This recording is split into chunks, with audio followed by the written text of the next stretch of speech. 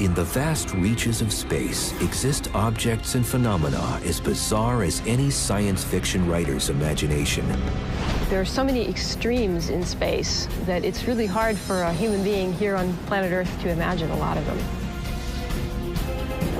Picture a particle that can pass right through you, a missing planet lurking in our own solar system, and clouds filled with the alcohol we drink. The universe is filled with all sorts of bizarre things, but it's often the case that the strangest phenomena end up teaching us the most about the universe. They're outlandish, unexplainable, and unbelievably peculiar. Take a journey to the strange side of our universe.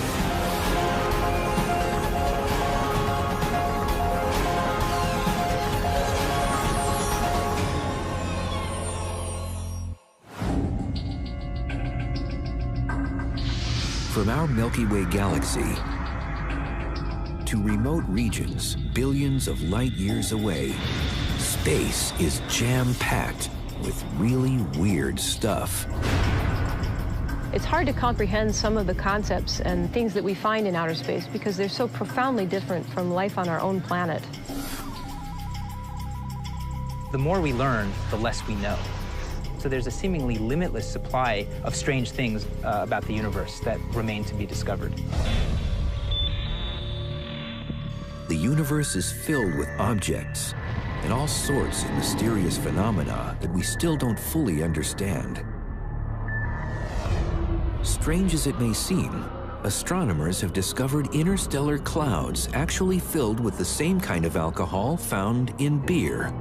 One of the strangest clouds is one that's filled with organic molecules, in particular with ethyl alcohol.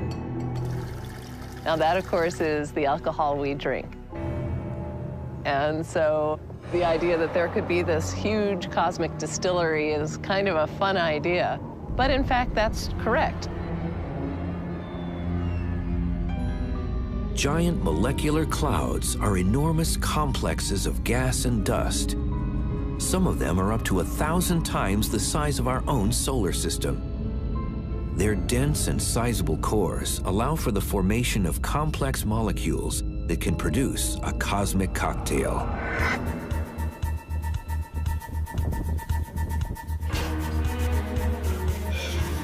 In this microbrewery, barley, water, and yeast are used to produce alcohol. Whereas in interstellar molecular clouds, it's dust grains that serve as the key nucleation site for simpler molecules like molecular hydrogen, water, and carbon dioxide to come together and react chemically to form more complex molecules like ethyl alcohol. When the dust grains migrate closer to the center of the molecular cloud, they start to approach the central star that's forming in its core, and this heats them up, possibly enough to evaporate some of the complex molecules like ethyl alcohol off and into interstellar space.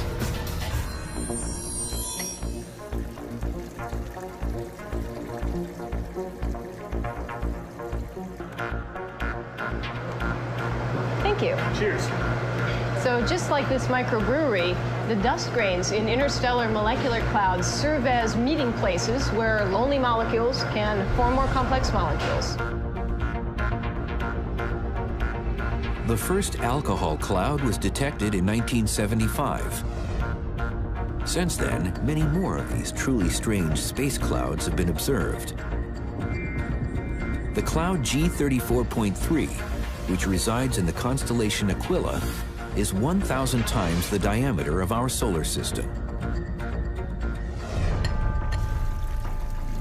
In fact, in G34.3, there's enough ethyl alcohol to supply 300,000 pints of beer every day to every single person on planet Earth for the next 1 billion years.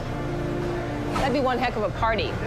The only downside is that it would probably give you a pretty bad headache because it's also mixed in with hydrogen cyanide, carbon monoxide, carbon dioxide, ammonia, and some fairly other not-so-nice chemicals. They may seem like inebriated clouds drifting aimlessly in space.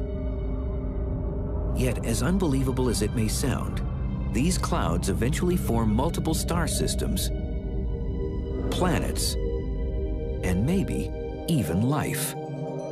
in the outer edges of the cloud, these frozen dust grains with their complex molecules still remain intact. And in fact, we know them today as comets. And it's thought that these comets may be responsible for bringing some of these more complicated molecules into the inner solar system. And in fact, they may have seeded our own planet with these molecules, which are the building blocks of things like amino acids, which we need for life. Our sun and Earth were formed out of an interstellar cloud, much like this cloud. And if you've got the right ingredients, the right organic ingredients, you've got the right ingredients for life. It may seem really weird that there's this giant cloud of alcohol floating through space, but one of the things that I love is how common organic molecules, alcohol being one of them, is throughout the galaxy and the universe. We find them everywhere. If you pulverize the Earth into powder, that's basically what an interstellar cloud is like. All the chemicals that make us up. Alcohol-laden clouds may have helped to sow the seeds of life on Earth. Yet, as incredible as it may sound, life itself may actually exist in other types of truly weird clouds. Venus, the second planet from our sun, has a hot, hellish surface. Yet, strangely, its clouds, which hover at an altitude of around 30 miles, bear temperatures that may be habitable for life. The temperatures are roughly the same as Earth's surface. The atmospheric pressure is about the same as Earth's surface. So you might say if life can exist here on Earth, perhaps it can exist in similar conditions on Venus. If life does exist in the clouds of Venus, how did it get there in the first place?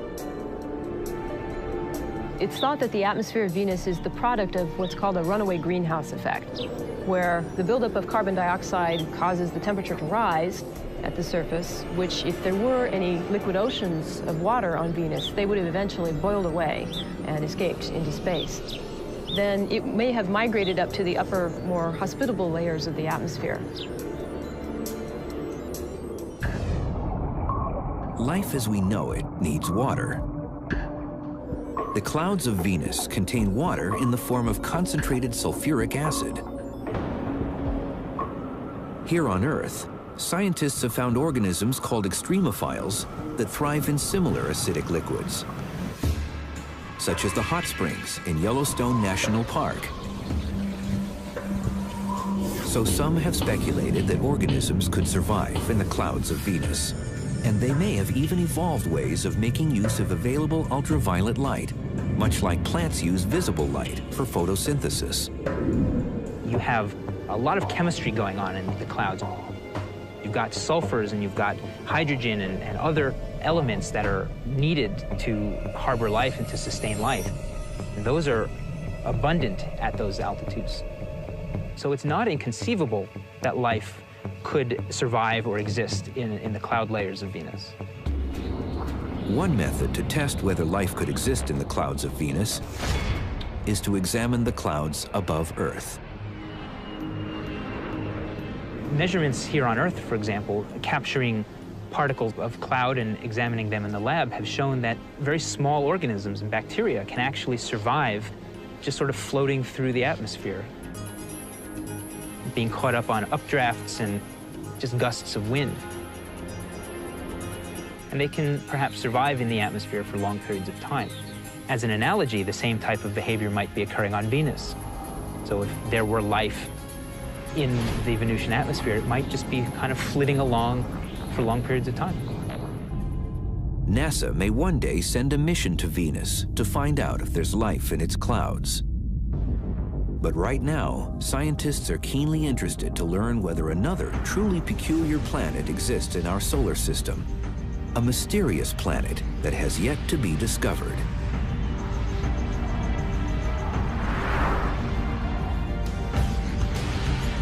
Planet X is a hypothetical planet that may exist beyond Neptune. Planet X is sort of a generic designation for an unknown planet that's somewhere in the outer solar system that remains to be discovered.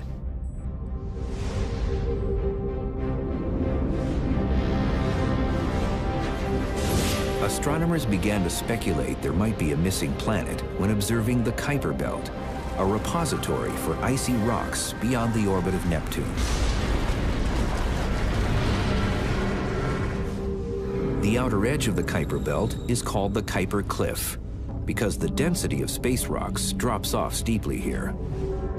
This could be caused by Neptune's gravitational pull, or perhaps by an unknown planet. One hypothesis for the drop-off in Kuiper Belt objects that we see after about 50 or 55 astronomical units is that there's a planet lurking out there somewhere which could be sort of hurting them inside of that region. Scientists have wondered for decades how many planets our solar system harbors.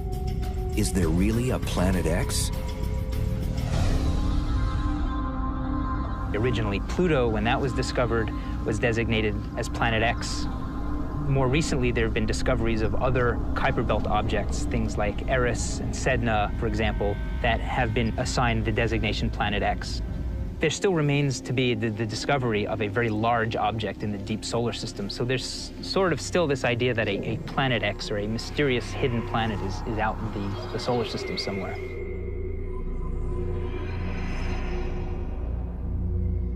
Scientists may soon solve the mystery of the so-called Kuiper Cliff. If a Planet X really exists, these cosmic sleuths will find it. We think that we should be able to learn whether or not there really is such a planet relatively soon with the new generation of large-scale surveys that are going to detect anything out there.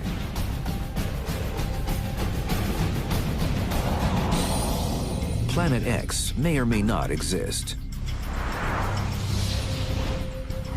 But there are other planets that have been observed far off in space that are truly out of this world.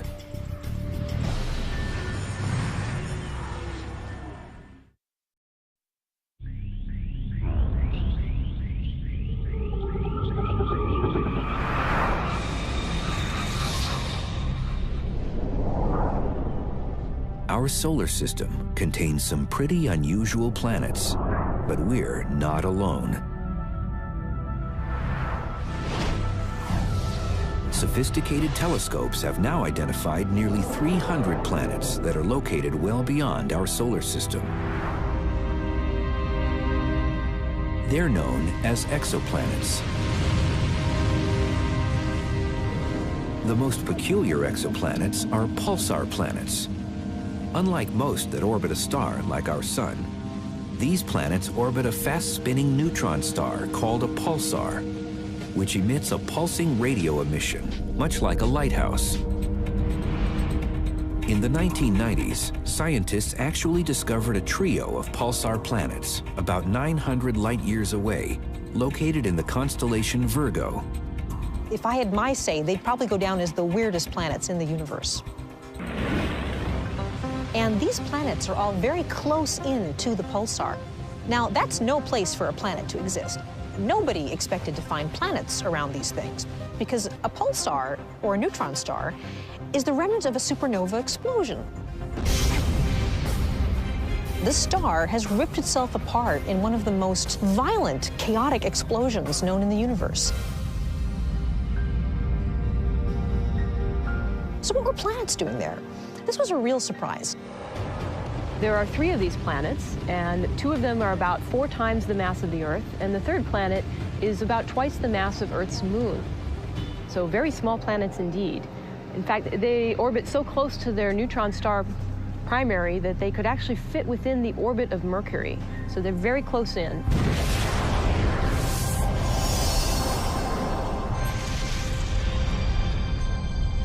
The enduring question is how these planets survived the supernova event at all.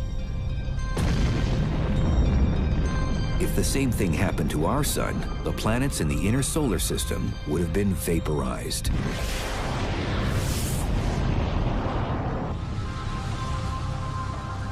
If those planets that we see were there at the time of the supernova and they survived it, they certainly would extinguish any life that might have been on those planets. There's no hope for that.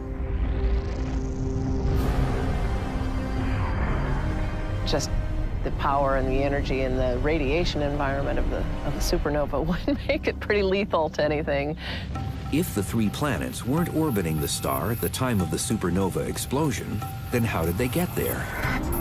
Maybe these weird pulsar planets formed from the debris surrounding the supernova, the exploding star. Maybe there was a disk of material that was shot out, but it didn't quite escape, and it left a disk of debris from which planets then formed.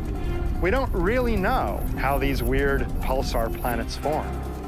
They challenge all theories so far. Pulsar planets shed startling new insight into the formation of solar systems throughout the universe. If the pulsar planets formed after the supernova explosion, then they're important because they indicate that planet formation can happen in rather extreme, unexpected environments. Maybe you don't need something quite as orderly as the gas that formed our own planetary system. So that's really cool. But if the planets were there before the explosion and remained bound to the star, that's an interesting challenge to theory as well, because it shows that somehow planets can remain bound in some cases. Pulsar planets are oddities, but the neutron or pulsar stars they orbit are also quite bizarre.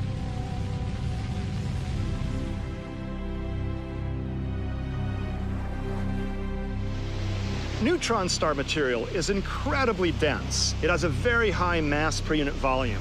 In fact, it's as dense as an atomic nucleus. So if I had a shovel full of sand and this were actually neutron star material, it would weigh as much as Mount Whitney in the Sierra Nevada range in California. It would have as much mass as a mountain. And a bucket full of this neutron star material would weigh as much as Mount Everest, the biggest mountain on Earth. Now, I can lift a bucket of sand quite easily, but if this were actually neutron star material, there's no way I could lift Mount Everest. That shows how incredibly dense neutron star material really is.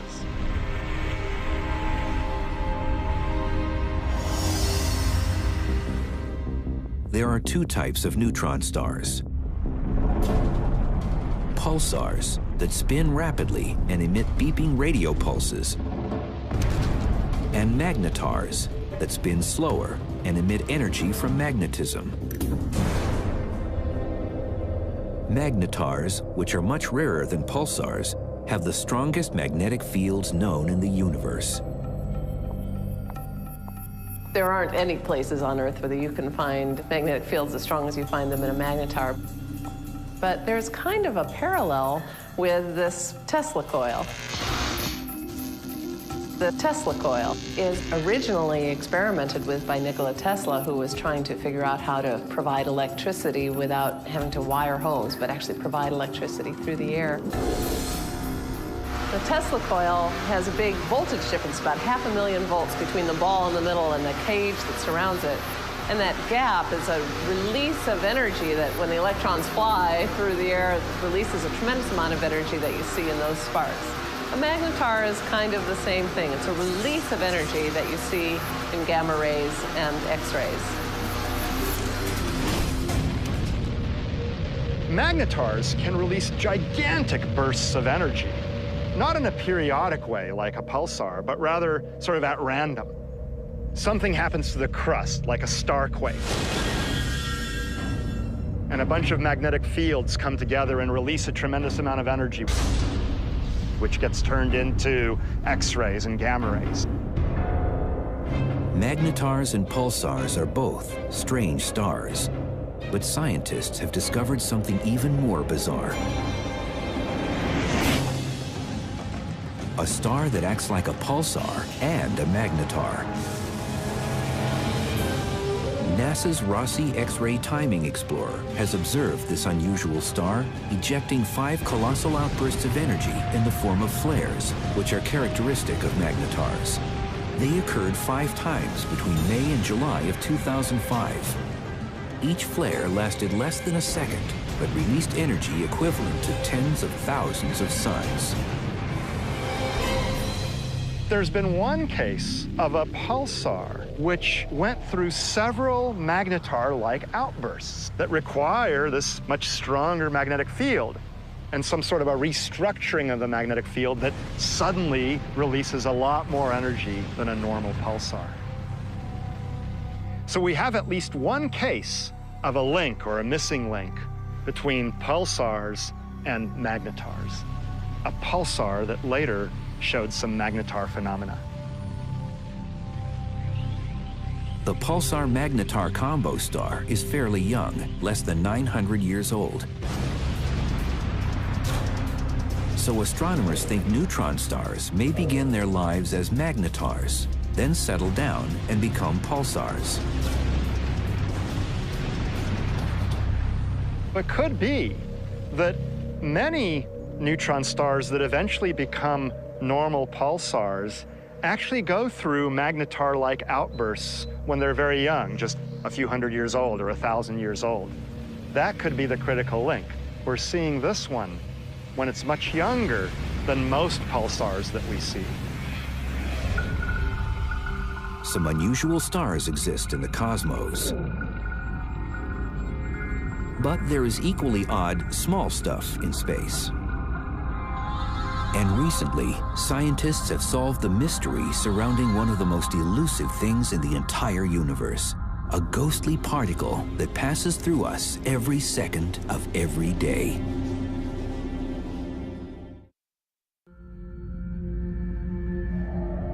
The universe lays claim to infinite numbers of abnormal planets and stars.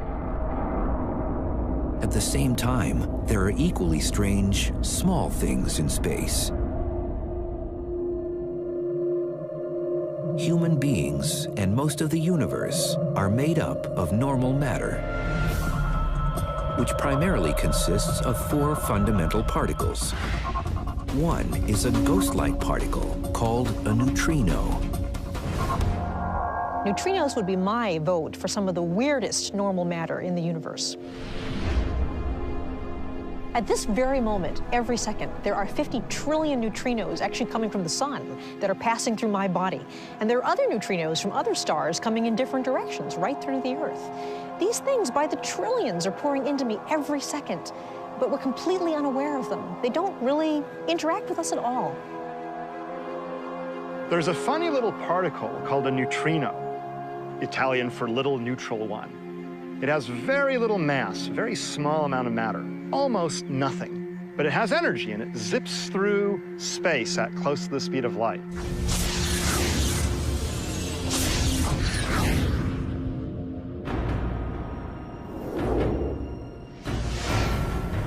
These things are so non-interactive that if you imagine a light-year thickness of lead and you shined a beam of neutrinos toward it, half of those neutrinos would make it through that light-year thickness of lead completely unscathed.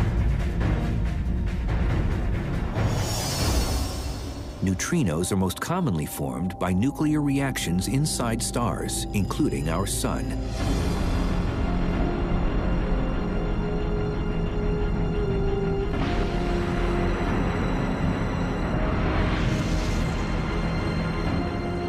About 60 billion solar neutrinos pass through our thumbnails every second.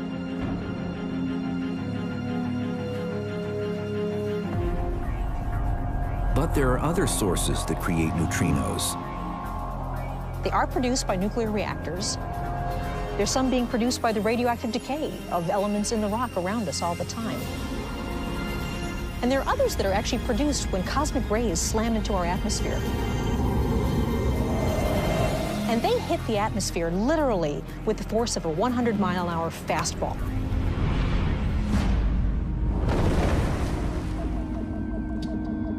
Vast numbers of neutrinos were released into the universe immediately after the Big Bang, along with other particles and light.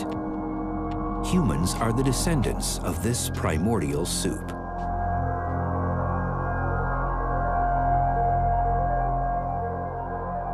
Neutrinos are unusual small objects, but there are equally out-of-the-ordinary big things.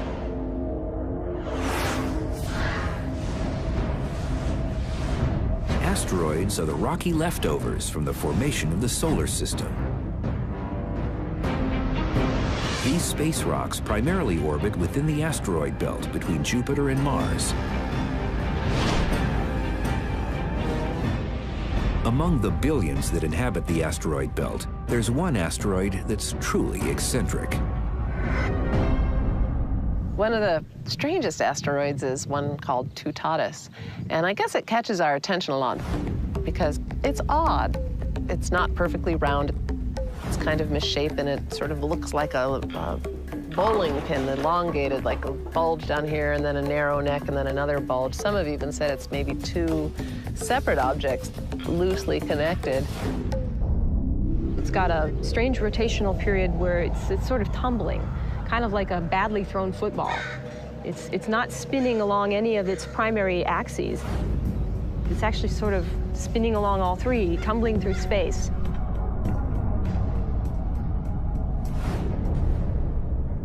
Tuatatis also has a highly elliptical orbit, which carries it from the asteroid belt to inside the Earth's orbit. It's an Earth-crossing asteroid, and that puts it in the danger zone as something that could potentially strike us. In September of 2004, Tuatatis got too close for comfort. The asteroid came within 1 million miles, or about 4 times the distance to our moon. And that's really close for an asteroid, especially for one that big. And if it were to crash into Earth, it would not slow down one bit by our atmosphere. It would really smack us and be very devastating to Earth.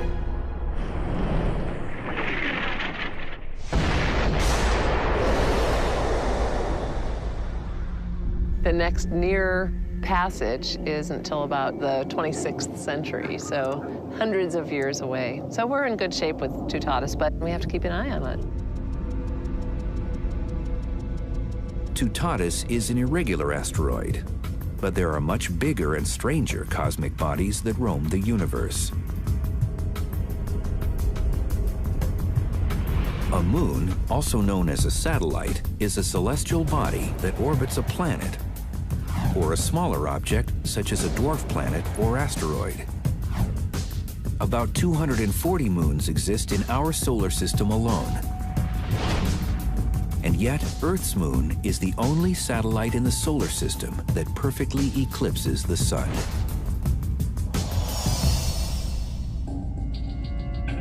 But one of the most curious moons belongs to a gas giant planet in our outer solar system.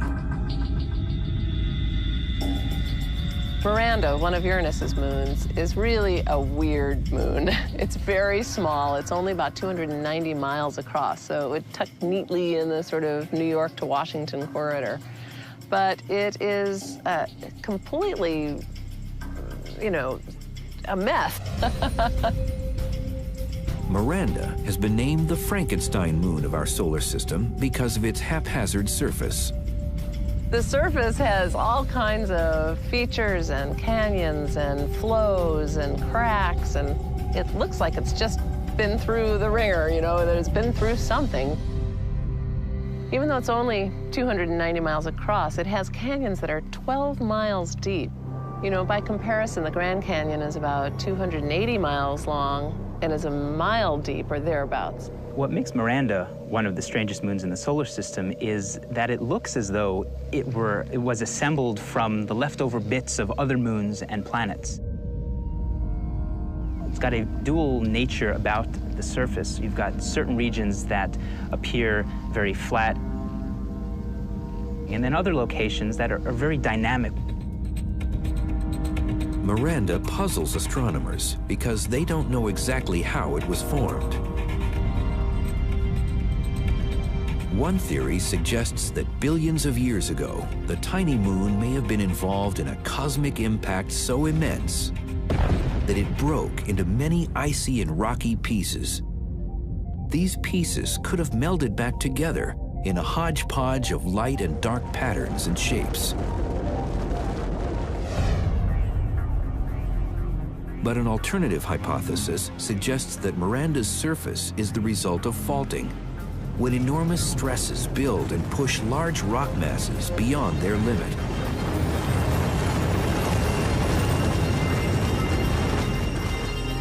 It's much like what has happened here on Earth.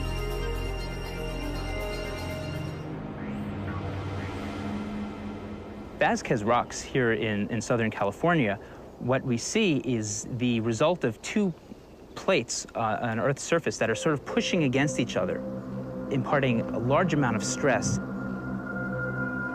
In order to relieve that stress, you're generating folding and buckling of the surface, and that gives us these dramatic spires that we see all around. A similar type of action is occurring on Miranda, where you have enormous amounts of stress on the surface that are causing buckling and folding of the Mirandan surface, generating the peaks and scarps that we see there. Miranda is just one of millions of unexplainable objects that make up our Milky Way galaxy. Yet our galaxy isn't the strangest one in the universe. There are others that give new meaning to the word strange. Galaxies. They're celestial neighborhoods made up of planets, stars, gas, and dust. At least 100 billion of them exist in the observable universe. But many astronomers think the most bizarre galaxies are ultra-luminous infrared galaxies, also known as ULIRGs. When looking at them in the infrared light, they are 100 times brighter than normal galaxies.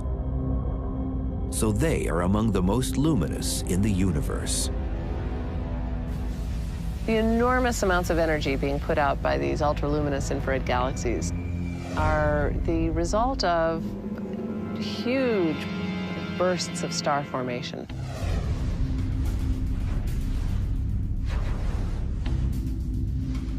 In our galaxy, about one new star the size of our sun is born every year.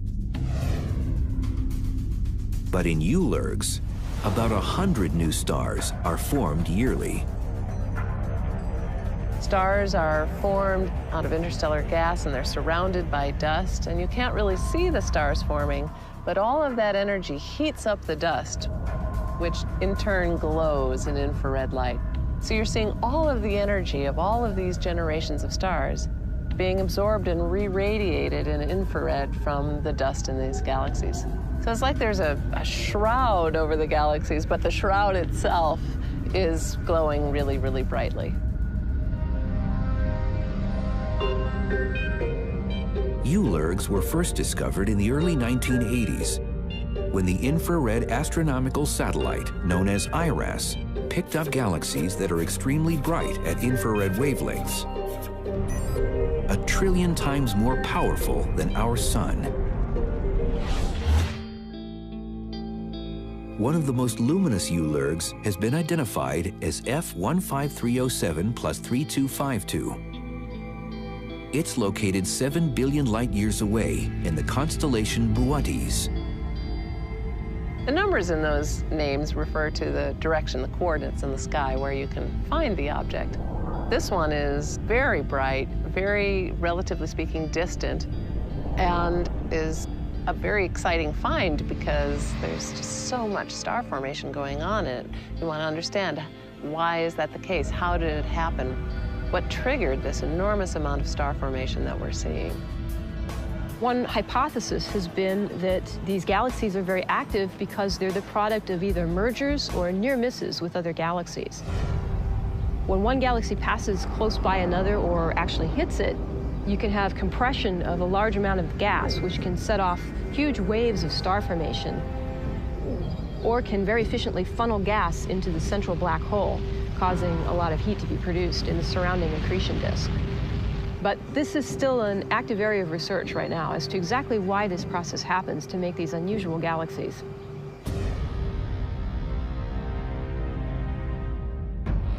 Supermassive black holes have been detected in the centers of ultraluminous infrared galaxies. They're regions of space where gravity is so strong that nothing can escape it, not even light.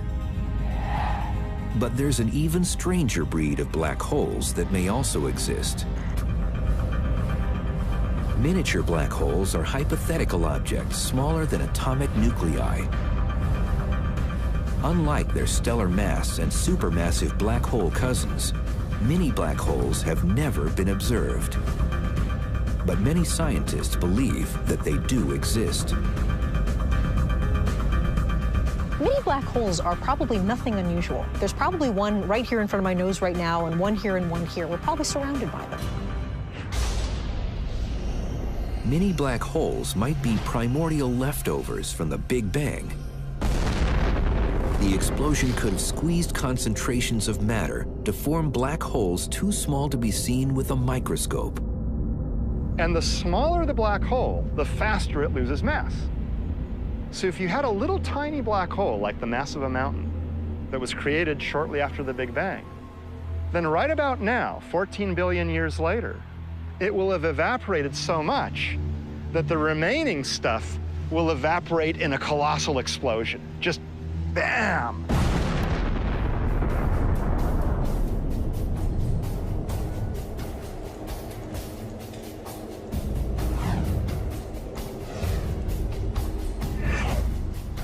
Scientists may prove mini black holes exist by manufacturing them temporarily here on Earth. In Switzerland, scientists have built the Large Hadron Collider.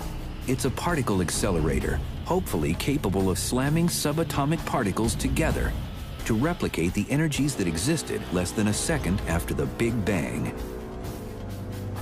The Large Hadron Collider is going to be able to shoot particles very fast at each other. And for an instant, there will be a lot of mass in a tiny little bit of space. And it may actually succeed in popping off little mini black holes. It's an amazing idea. We're on the verge of being able to make artificial tiny black holes in the laboratory. If the Large Hadron Collider really does produce miniature black holes, it'll also be really exciting because it'll show that miniature black holes really do exist, or can exist, and are not just a figment of the theoretical imagination. The mini black holes that the Large Hadron Collider may produce will last an instant before disappearing. And if successful, the experiment may also reveal secrets about another puzzling phenomenon in the universe, a matter that's completely invisible. To find this phantom matter, scientists had to look no further than our own galactic neighborhood, the Milky Way. Strange as it may seem, planets, stars, moons, and galaxies make up less than 20% of all matter in the universe.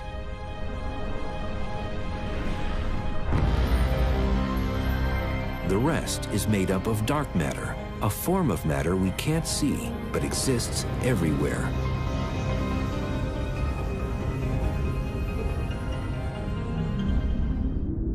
Dark matter was first inferred in the early 1930s, but very few scientists bought the concept at the time. But in the past 2 decades, the evidence for this invisible phenomenon has become overwhelming. As people began to map the Milky Way galaxy, they noticed that the stars at the very edge were moving so fast, they should have actually flown off the galaxy. But they're not. They're being held together by something invisible, something that's adding more attractive force to the galaxy, more gravity. But we have no idea what this could be. It's kind of strange that a lot of the universe we can't even see. We detect dark matter because it interacts gravitationally with mass that we do see. Galaxies spin faster than they should, counting up the amount of gravity that you can see from the matter they have. And if that gravitational attraction weren't there, the hot gas would disperse. So we know there's more gravity than we can account for by the mass that we see. And that is just simply called dark matter. One method to measure dark matter is to look at hot X-ray emitting gas and how it's contained by the gravity present in it.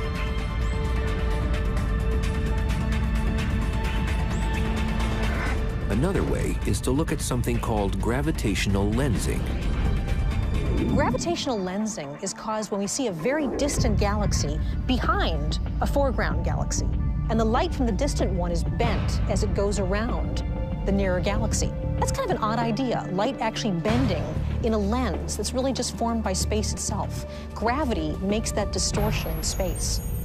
So we noticed there were these gravitationally distorted galaxies that we could see, and when we estimated what the mass in the center should have been to make those distortions, it was gigantic, 10 times more than the mass we saw there. So we were observing a collection of dark matter. Dark matter may constitute most of the mass in space, but the majority of energy in the universe comes from yet another invisible phenomenon called dark energy. It's a theoretical form of energy that exists everywhere and accounts for 70% of all mass and energy in the universe. Probably the weirdest thing, being that it's the least understood thing in the universe, is the stuff called dark energy. Dark energy, for example, doesn't really have all that much to do with dark matter. They're different things. The dark really means we just don't know what's going on. Dark energy was first observed in 1998 when measurements of faraway exploding stars were used to determine the distances of galaxies. Those galaxies were found to be farther away than expected in a universe that's slowing down with time. The astronomers thus concluded that the universe is actually expanding more quickly with time, and dark energy may be the culprit. The universe is filled with this repulsive dark energy. It's really weird stuff that's causing the expansion of the universe to speed up with time, to accelerate. So it's going whoosh like that, you know, faster and faster. And that was really weird when it was found. You know, it was not anticipated. It appears, at least to us at this time, that even more of the universe is made up of dark energy, which is some substance. It's dark, it doesn't shine, we can't see it, but it acts to speed up the expansion of the universe. It's sort of an anti-gravity. Normal matter and energy tend to slow down the rate at which things are going away from each other because normal things pull on one another gravitationally. But dark energy appears to accelerate the rate at which objects pull away from each other. One theory suggests that dark energy will accelerate the expansion of space to such an extent that the entire universe will be ripped to shreds in about 50 billion years. If that's the case, then eventually, not only will clusters of galaxies be ripped apart from one another, and then galaxies themselves will get ripped apart as the stars zip away from one another. And then solar systems, planetary systems will get ripped apart. And then later on, even planets will get ripped apart, and humans will get ripped apart. And finally, even atoms and subatomic particles will get ripped apart.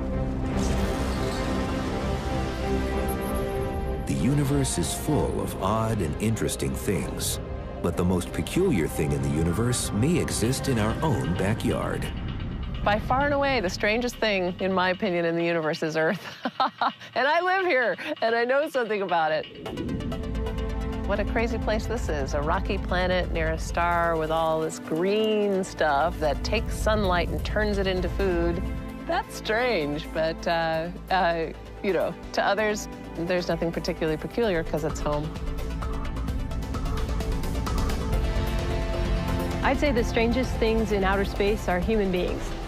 We're definitely unusual, and we haven't found any other beings like us yet in the universe, although that's not to say that they aren't out there. But we're pretty strange.